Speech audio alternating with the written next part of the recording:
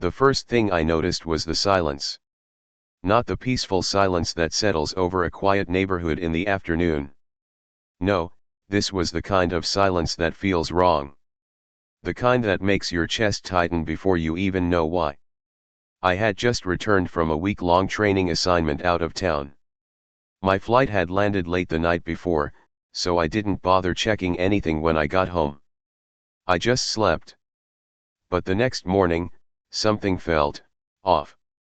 I walked down my driveway with a cup of coffee in my hand, still half asleep. My detached garage sat at the end of the gravel lane behind my house. Normally, just seeing it filled me with pride. Inside that garage were my classic cars. Not just cars, memories. A restored 1969 Mustang Mach 1, the first car I rebuilt with my dad before he passed away. A 1970 Dodge Challenger R/T I spent 3 years restoring piece by piece. And my favorite, a 1967 Chevrolet Impala, midnight black, polished like glass. Every weekend I worked on them. Every spare dollar went into keeping them perfect. But when I reached the garage door, my stomach dropped. The padlock was gone. At first I thought maybe I had forgotten to lock it before leaving town. That didn't make sense, but it was the only explanation my brain could grab onto. I pulled the door open. The garage echoed. Empty. Every single car was gone. For a moment I genuinely thought I was dreaming. The tire racks were still there. My tool chests were untouched. My workbench still had a rag sitting on it from the last oil change. But the cars. Gone. My heart started pounding so hard I could hear it in my ears. I stepped outside and scanned the street, as if the cars might somehow be parked nearby. Nothing. That's when I noticed the fresh scrape marks on the driveway. Tow truck tracks. Deep grooves in the gravel led from my garage straight out to the street. Someone had towed them. All 3. And then I saw something taped to the garage door frame. A bright orange sticker. At the top it read, "City Abandoned Vehicle Removal Notice." My jaw tightened as I ripped it off and read the rest. Vehicles removed per HOA complaint. Property violation reported by resident. HOA complaint? That didn't make sense. My cars were inside a private garage. They weren't abandoned. They weren't even visible from the street. Which meant someone had gone out of their way to report them. Someone who wanted them gone. And in this neighborhood, there was only one person petty enough to try something like that. Karen. The same woman who had been harassing me for months about property standards. I stared at the notice again. Then I saw the line that made my blood run cold. Vehicles transferred to municipal scrap processing facility. Scrap. My classic cars. Scrapped. Karen must have thought she had finally won. What she didn't realize was that I wasn't just the homeowner she'd been bullying. I was the police officer assigned to investigate the case. And the moment I picked up my phone to call it in, Karen made the biggest mistake of her life. I stood in the empty garage for a long moment, staring at the orange notice in my hand. Scrapped. The word kept echoing in my mind like a hammer hitting steel. Those cars weren't just metal and rubber. They were years of work, thousands of dollars, and memories I couldn't replace. And now, according to this notice, they had been hauled away like junk. But something about it didn't make sense. I pulled out my phone and took pictures of everything: the empty spaces, the tow truck tracks in the gravel, the notice itself. Habit. Years of police work had trained me to document first and react later. Then I read the notice again carefully. Vehicles removed per HOA complaint. That line alone raised 10 red flags. Our neighborhood HOA had rules, sure, but they didn't have the authority to enter private property and tow vehicles from inside a locked garage. That required a city order, a warrant, or proof the vehicles were abandoned. None of that applied here.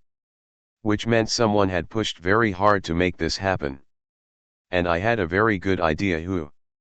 Karen Whitmore. The self-appointed queen of the neighborhood. Karen had moved in about a year earlier. Within weeks she had started walking the streets with a clipboard like she was running a military inspection. She complained about grass height. She complained about fence colors. She complained about kids riding bikes too loudly. But she had a special obsession with my house. The first time she confronted me was when she saw my Mustang parked in the driveway while I was cleaning the garage. She marched over with her arms crossed and that tight smile people wear when they're about to start trouble. "You can't keep junk cars here," she said. I almost laughed. "Junk?" I said. "That's a fully restored Mach 1. She didn't care.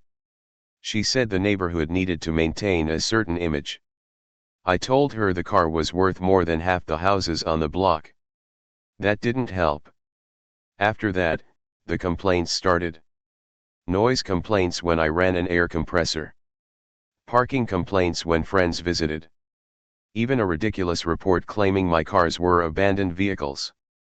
Each time the HOA sent a warning letter, I responded with proof that everything was perfectly legal.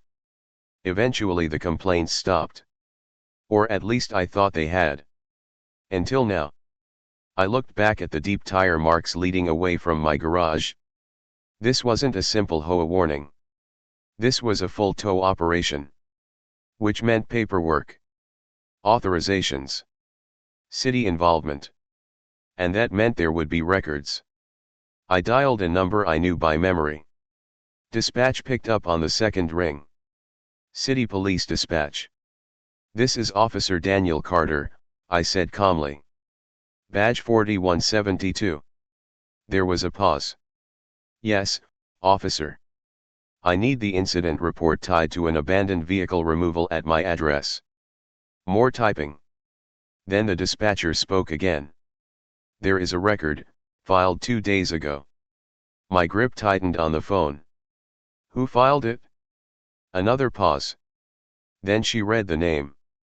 "Complaint submitted by Karen Whitmore." I closed my eyes for a second. So it really was her. But the next sentence from dispatch made the situation far worse. "Officer, the paperwork says the vehicles were already processed at the city scrap yard yesterday." Scrapped. Destroyed. Because of one complaint. Karen probably thought she had just cleaned up the neighborhood. What she didn't realize was that the paperwork trail she created was about to become evidence. And I was about to start digging into every single step that led to my cars disappearing. Because something about this situation smelled very illegal. And if Karen had crossed the line into fraud, she had no idea how serious things were about to get. The drive to the city scrapyard felt longer than it actually was. It sat on the edge of the industrial district, a maze of rusted metal, stacked car frames, and towering cranes that looked like giant mechanical skeletons. I had been there before on unrelated investigations, but never like this. Never with something personal on the line. As I pulled into the gravel lot, the sound of crushing metal echoed across the yard. A hydraulic press slammed down somewhere in the distance, flattening what used to be a car into a twisted sheet of steel. My stomach tightened. I parked near the main office and stepped out of the truck, already noticing the familiar smell of oil, rust, and burned rubber hanging in the air. Inside the small office building, a man in his 50s sat behind the counter flipping through paperwork.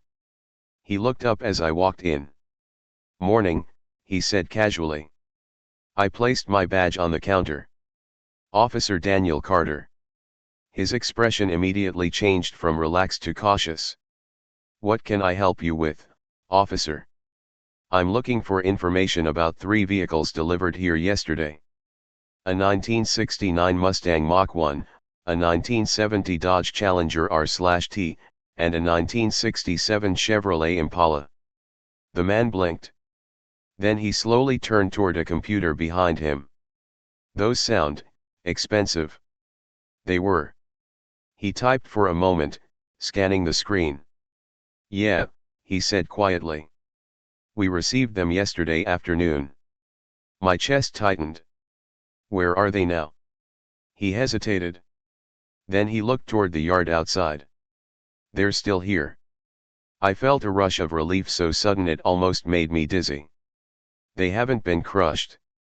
He shook his head. Not yet. We were scheduled to process them tomorrow. I exhaled slowly. For the first time since opening my garage that morning, I felt a small spark of hope. Can I see them? Sure, he said, standing up. Follow me. We walked out into the yard past rows of destroyed vehicles stacked like fallen dominoes. Crushed roofs, twisted frames, shattered glass, the remains of thousands of cars that had reached the end of their life. Then we reached a fenced holding area. And there they were. My cars. All three of them. The Mustang sat closest to the gate, its black paint still shining under a thin layer of dust. The Challenger stood beside it, its deep red body unmistakable. And behind them, my Impala waited exactly as I had left it. For a moment I just stood there staring. They weren't damaged. They weren't dismantled. They were perfectly intact. But something else caught my attention. Bright orange stickers were stuck to each windshield. Scrap authorized. I turned to the yard manager. Who signed off on this? He rubbed the back of his neck. Well, that's the strange part. He pulled a folded clipboard from a hook on the fence and handed me the paperwork. At the top was the city removal order. Below it was the authorization signature. But the name written there wasn't a city official. It wasn't a tow supervisor. And it definitely wasn't anyone from law enforcement. The name written there was Karen Whitmore. My jaw tightened. Because Karen wasn't just filing complaints anymore. She had somehow signed documents authorizing the destruction of vehicles she didn't own. And that wasn't an HOA violation. That was a crime. A serious one. But as I stared at the paperwork, something else jumped out at me that made the situation even worse. The form listed the vehicles as owner abandoned property. Meaning whoever signed this had officially claimed that the cars had been deserted. Which meant Karen hadn't just complained. She had lied. On legal documents. And the moment that paperwork reached the right people, Karen's little power trip was about to turn into a criminal investigation. I stood there for a long moment staring at the paperwork, the wind from the open yard flipping the edges of the page. Karen Whitmore's name was written clearly across the authorization line. Not printed. Signed. That meant she hadn't just filed a complaint with the HOA. She had somehow convinced someone to let her sign official removal authorization for property that didn't belong to her. And that crossed the line from annoying neighbor, straight into criminal territory. I handed the clipboard back to the yard manager. Who accepted this delivery? He flipped through another stack of papers behind the counter. Tow company dropped them off yesterday afternoon. Standard municipal removal. Which company? West Side Recovery. I nodded slowly. I knew the company. They handled city towing contracts for abandoned vehicles. Which meant someone had called them claiming the city had approved the removal. That alone required documentation. Did anyone from the city accompany the tow? I asked. The manager shook his head. Nope. Just the driver and another guy in a reflective vest. Said they had authorization. I felt my jaw tighten again. If Karen had impersonated city authority to have my vehicles removed, the situation was about to become very serious for her. Do you have security cameras here? I asked. Yeah. Whole yard is covered. Good, I said. I'll need yesterday's footage. He nodded. Not a problem, officer. While he went to retrieve the footage, I walked back toward the fenced holding area where my cars sat waiting. Seeing them there stirred a strange mix of relief and anger. Relief because they were still intact. Anger because they had almost been destroyed because of one person's petty obsession. Karen had complained about my cars for months. But I never imagined she would go this far just to get rid of them. But now she had made a mistake. A big one. Because everything she had done left a paper trail. Tow records. Scrapyard paperwork. Security footage. And if she had lied to get those cars removed, every one of those records would become evidence. The yard manager returned a few minutes later holding a flash drive. "Got the camera footage from yesterday afternoon," he said, handing it to me. "Thanks." He hesitated before speaking again. "Officer, those cars look like they're worth a lot." "They are," I said quietly. "Well, whoever authorized this was pretty eager." The tow driver said the woman who filed the complaint called him 3 times asking if the cars had been crushed yet. I stopped walking. "She called the tow company." "Yeah," he said. "Driver mentioned it while unloading them. Said the lady sounded excited." Excited? About destroying someone else's property. That told me something important. Karen didn't just want the cars gone.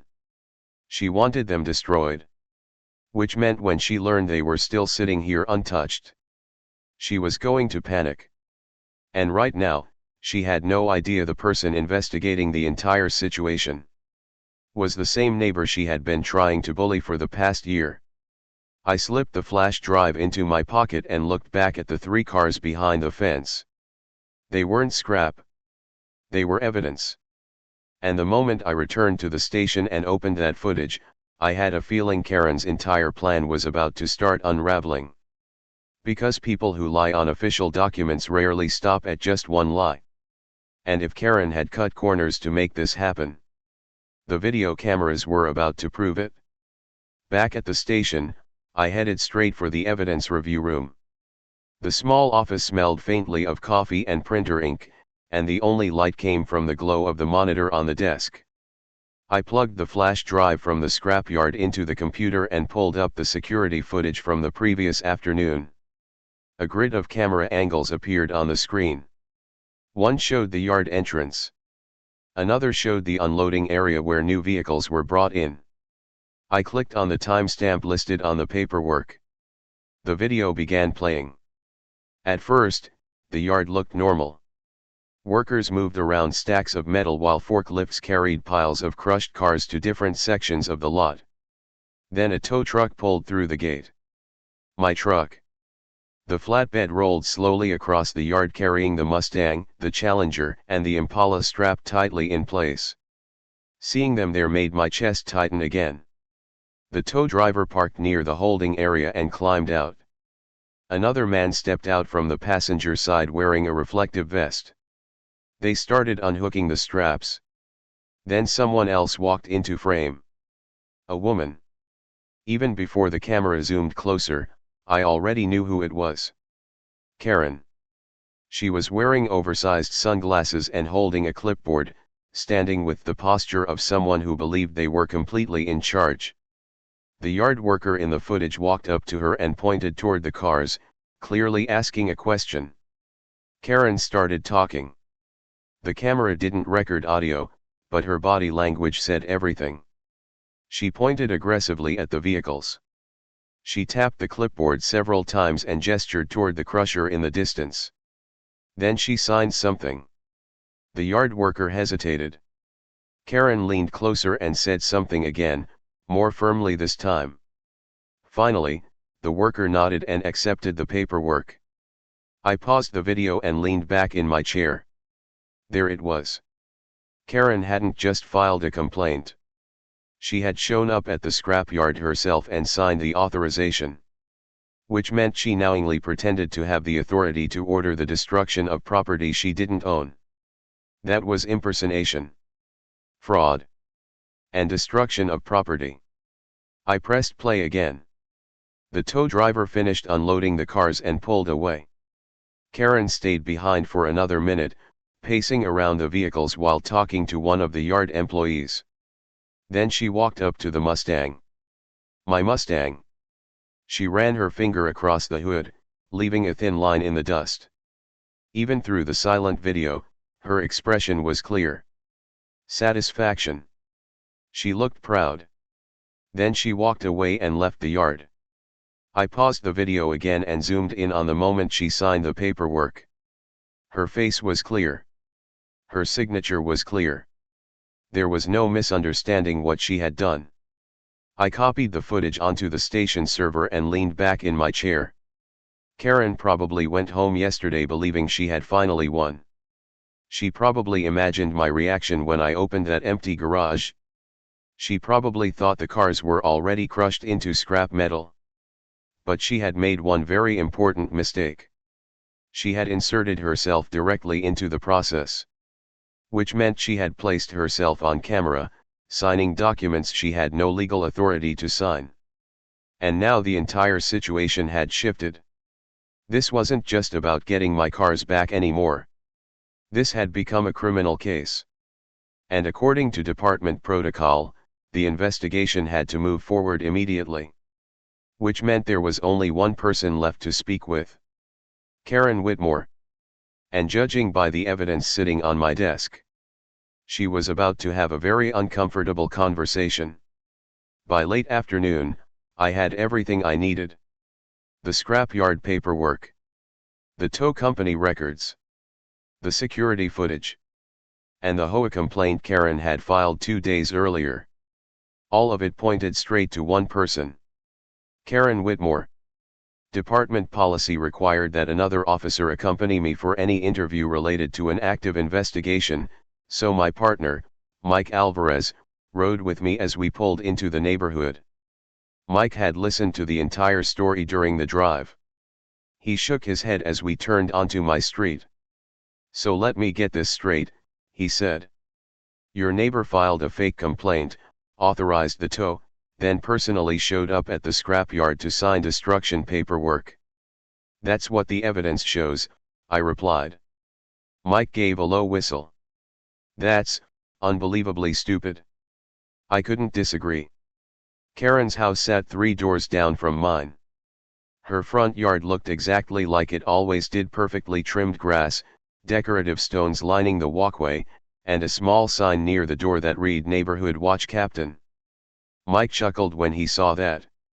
Oh, this is going to be good. We stepped onto the porch and knocked. A few seconds later the door opened.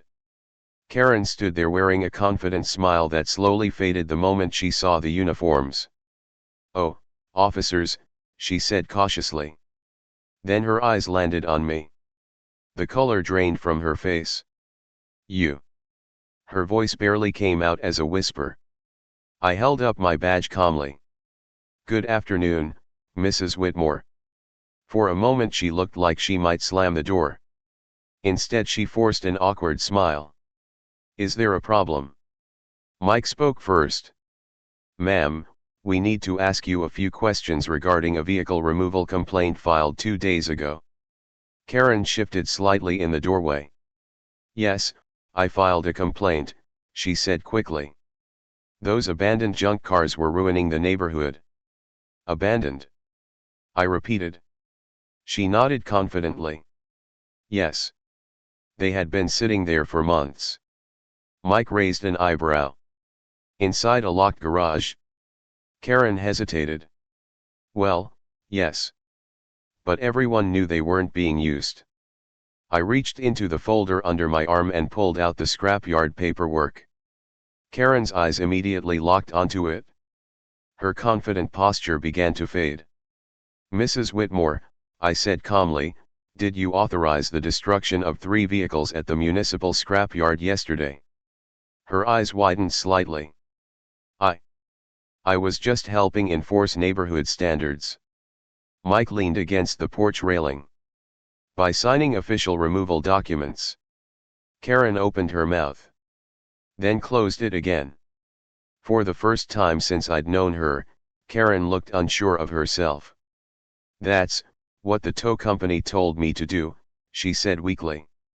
I slid the printed screenshot from the security footage across the porch railing. The image showed her clearly standing in the scrapyard signing the authorization. Karen stared at it. Her hands began to tremble. You see, I said quietly, those vehicles weren't abandoned.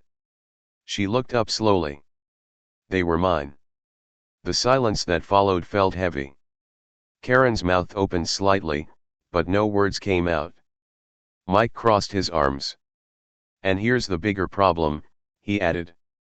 You signed legal documents claiming authority you didn't have. Karen's confident HOA attitude had completely vanished now. What does that mean? She asked nervously. I looked directly at her. It means this situation just became a criminal investigation. Karen's face turned pale. And for the first time since she started harassing the neighborhood, she finally looked afraid. Karen stared at the photo in her hands like it had suddenly turned into a live grenade. For months she had spoken to everyone in the neighborhood with the confidence of someone who believed she was always right. She walked around with her clipboard, wrote complaints, issued warnings, and lectured people about community standards. But standing there on her porch with 2 police officers in front of her, that confidence was completely gone. I didn't know they were yours, she said quickly. Her voice had lost all the sharpness it used to have. Mike raised an eyebrow. You filed the complaint about that property. Karen swallowed. Yes, but I didn't know the cars actually belonged to someone important. I couldn't help letting out a small breath through my nose. Someone important. She nodded nervously. If I had known they belonged to an officer, I would have. That's not the point, I interrupted calmly. Karen froze. It wouldn't matter if they belonged to a police officer, a mechanic, or a teenager saving up for their first car, I continued. They were private property inside a locked garage. Mike stepped forward slightly. And you signed legal documents claiming they were abandoned. Karen shook her head quickly. The tow driver said that was normal. He told me it was just paperwork. Did he tell you to sign as an authorized city representative? Mike asked. Karen didn't answer. Her eyes drifted down toward the photo again. Because she knew the answer. No, she said quietly. I leaned against the porch railing. Mrs. Whitmore, impersonating authority and authorizing the destruction of property you don't own can lead to serious charges. Her face drained of even more color. Charges, she whispered. Mike nodded. Fraud. False reporting. Possibly attempted destruction of property. Karen's breathing started getting faster. But the cars aren't destroyed, she said quickly. Right? They're not destroyed yet. That question alone told me something important. She already knew exactly what she had tried to do. They're currently being held at the scrapyard, I said. Karen visibly relaxed for half a second. Oh, thank goodness, she breathed. Then she looked back up at me with desperation creeping into her voice. Look, Officer Carter, maybe we can just fix this quietly. Mike tilted his head slightly. Quietly. Karen nodded rapidly. Yes.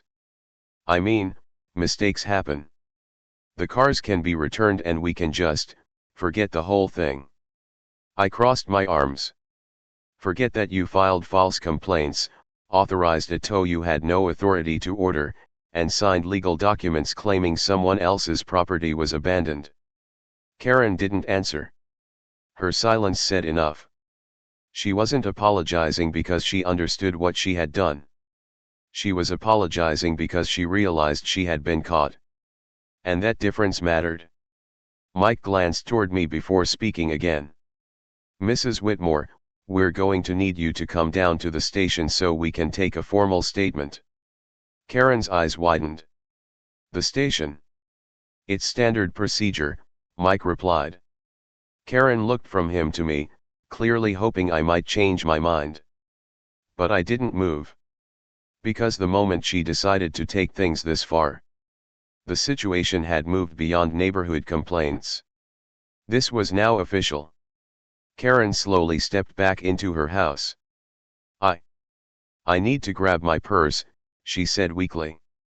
Mike nodded. We'll wait right here.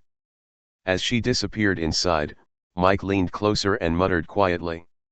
You know, she thought she was the hero of the neighborhood yesterday. I nodded slightly. Yeah. Mike chuckled under his breath. She's about to have the worst reality check of her life. And judging by the way Karen had just started panicking, that reality check was only beginning.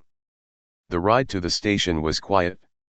Karen sat in the back seat, clutching her purse tightly in both hands. The confident HOA watch captain who used to patrol the neighborhood with a clipboard was gone. In her place sat someone who looked nervous, pale, and very unsure of what was about to happen. Mike parked in the station lot, and we walked Karen inside. The front desk officer glanced up as we entered but didn't say anything. Situations like this weren't unusual here. But for Karen, every step down the hallway seemed to make her more uncomfortable. We led her into a small interview room. A plain table. 3 chairs.